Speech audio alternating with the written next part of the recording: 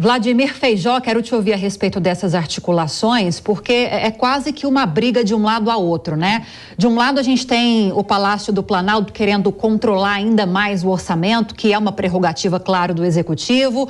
Do outro lado a gente tem um Congresso querendo aumentar cada vez mais o protagonismo, o espaço que o Congresso já conseguiu ampliar bastante ao longo dos últimos anos. A gente teve essa movimentação na discussão do orçamento no final do ano passado. Os parlamentares decidiram estipular um cronograma para pagamento dessas emendas.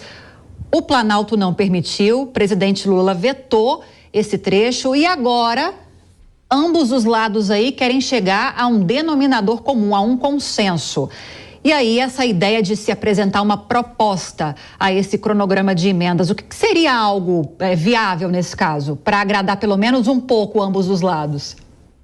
A tensão anda quente porque não podemos esquecer que é ano eleitoral, eleições locais, mas ainda assim ano eleitoral, que os diferentes partidos e os eleitos têm lá os seus apadrinhados e têm por interesse aumentar o apelo popular para o seu partido, para o seu programa. Lembrando que na Lei de Diretrizes Orçamentárias e do Orçamento, como você chamava a atenção, Lívia, o Congresso ganhou protagonismo, aumentou 45% os valores, né, os montantes das emendas parlamentares, subiu para 53 bilhões. Lembrando que o orçamento de 2023 para 2024 houve uma elevação de 200 bilhões, mas o executivo com muita pouca margem de como cortar ou onde cortar, porque tem os reajustes de servidores, tem as questões de inflação que impactaram, né, pela questão do reajuste do salário mínimo, déficit da Previdência e como um todo. Então o governo que tem que lidar sim com um superávit primário, mas ao mesmo tempo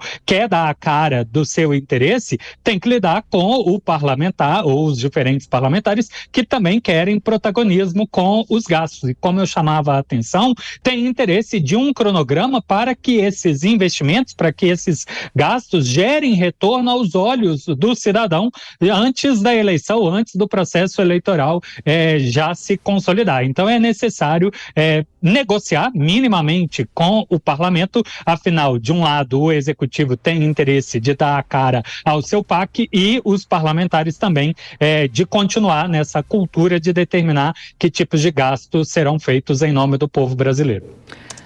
Além dessa questão técnica, Vladimir, quero voltar só com mais uma pergunta aqui para você. O que diz a Constituição, quem tem o maior poder realmente sobre o orçamento? Pensando numa questão até de justiça, de democracia, você considera importante e até válido esse aumento de protagonismo do Congresso sobre o orçamento, ou você acredita que isso deveria ser mais controlado mesmo pelo Executivo? O que seria o ideal?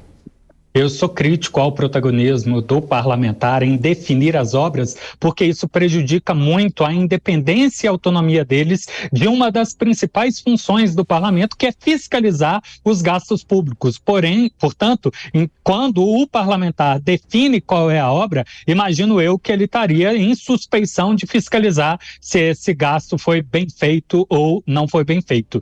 E, portanto, interfere no sistema de freios e contrapesos que havia sido fixado no passado. Em contrapartida, a gente tem que pensar que a sociedade brasileira é bastante diferente de 88, agigantou o tamanho da população, o tamanho dos problemas, e é minimamente inviável imaginar também que o executivo sozinho daria conta de definir todas as prioridades de obra, sem agigantar também o tamanho de servidores para identificar quais são os problemas. E como os parlamentares têm contato com a base, tem alguma referência também para estabelecer prioridade de gasto.